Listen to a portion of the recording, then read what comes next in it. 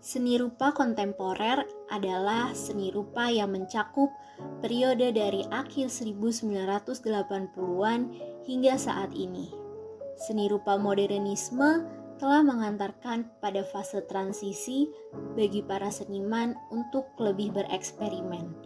Mereka tidak lagi bekerja hanya untuk menjalankan sebuah tugas, tetapi mulai mengekspresikan diri dengan cahaya, bentuk, dan tekstur. Hal inilah yang menjadi latar belakang lahirnya seni rupa kontemporer di Nederlanden. Seni rupa kontemporer sendiri dapat berupa patung, ilustrasi, karikatur, dan komik. Seni rupa kontemporer memiliki ciri-ciri yang mengenal tren dan perkembangan. Lalu ia juga memadukan banyak aliran dan genre dalam karyanya. Para seniman seni rupa kontemporer tidak membatasi diri hanya pada satu media, tetapi mereka menggunakan banyak sarana untuk menciptakan sebuah karya. Seni rupa kontemporer juga tidak mendiskriminasi karya populer dan menerima segala jenis karya populer sebagai seni. Adanya pasar komersial menunjukkan sebuah karya seni kontemporer dan seniman yang berhasil.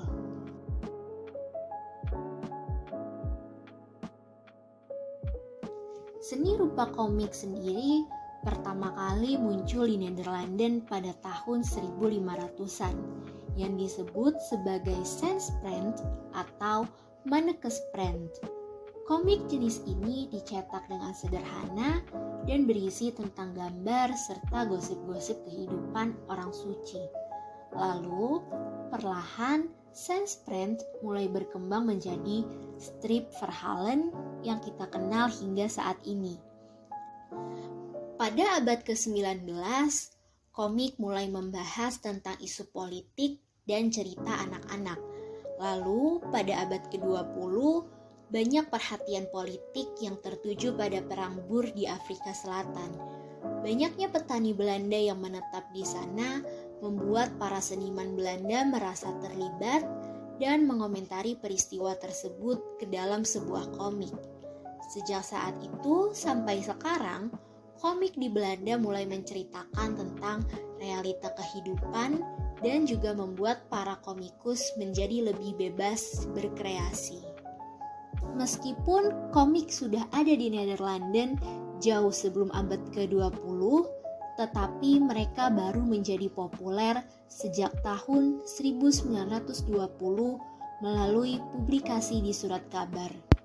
Boeltje dan Bonestag merupakan salah satu karakter komik pertama yang muncul di surat kabar Belanda pada tahun 1920-an.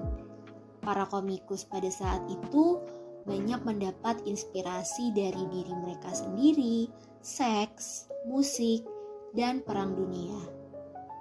Akan tetapi, komik di Nederlanden juga sempat mengalami penurunan yang nyata dalam dasawarsa terakhir abad ke-20. Banyak komik yang berkembang pesat selama tahun 1980-an menjadi kehilangan pembaca dan terpaksa harus gulung tikar. Hal ini menyebabkan surat kabar banyak mencetak komik impor yang biayanya lebih murah dan lebih dapat diandalkan daripada melibatkan komikus Belanda. Oleh karena itu, komikus generasi baru juga harus berjuang lebih untuk memantapkan diri dan hanya sedikit yang mampu mencari nafkah dengan hanya membuat komik. Komik kontemporer memiliki ciri-ciri yang menggunakan gambar berurutan dan disertai dengan teks untuk menceritakan jalannya sebuah cerita. Lalu, gambar dan teks yang digunakan juga selalu berwarna. Dan di dalam gambar biasanya terdapat teks atau balon teks. Dan jumlah halamannya tidak terlalu banyak. Biasanya tidak lebih dari 48 lembar.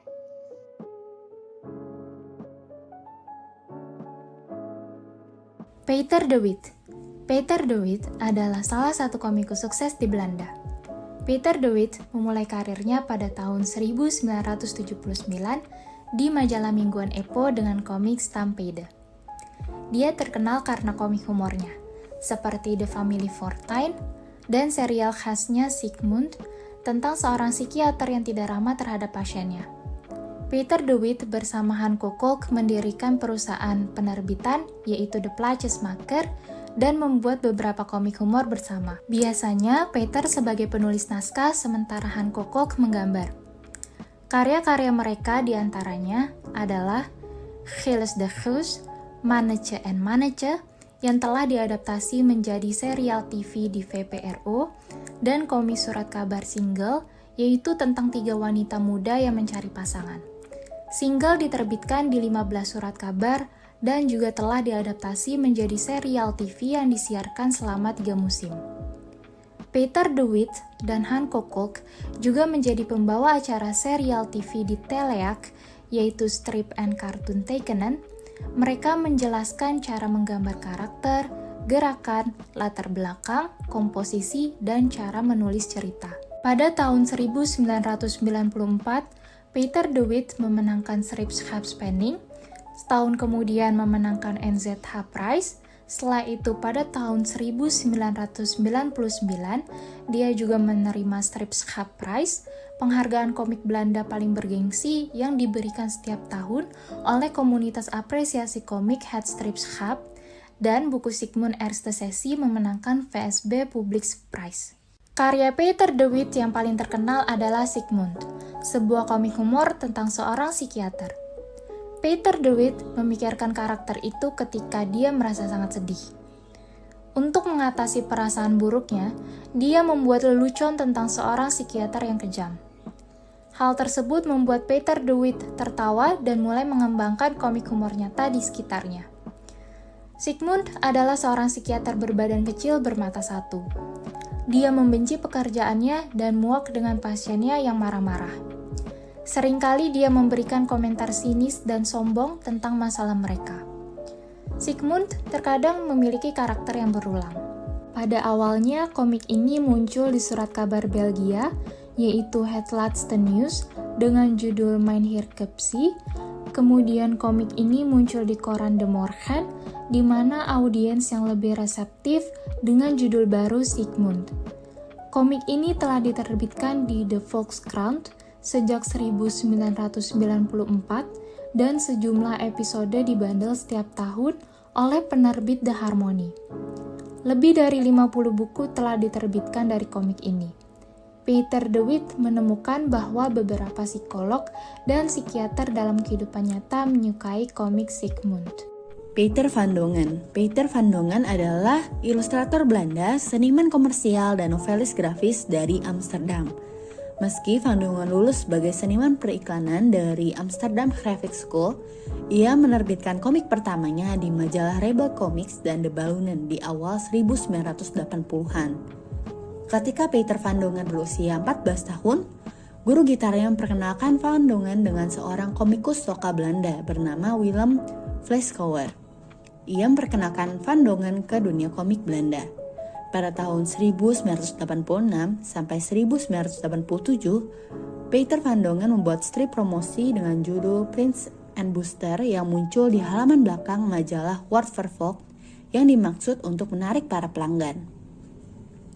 Pada tahun 1990, ia menerbitkan novel grafis debutnya dengan judul Maison Theater, sebuah kisah mencekam tentang dua pria kelas pekerja yang tumbuh di Amsterdam selama tahun-tahun depresi. Berkat karyanya, ia mendapatkan buku komik terbaik tahun ini pada tahun 1991 dari The Dutch Strips Prize. Pada tahun 1998, ia membuat komik dengan judul Rampokan Java yang menjadi karyanya yang terkenal karena ibu dan kakek nenek Van Dongen berasal dari Hindia Belanda. Semasa kecilnya ia mendengar beberapa cerita mengenai daerah asal mereka, yaitu Ternate dan Makassar.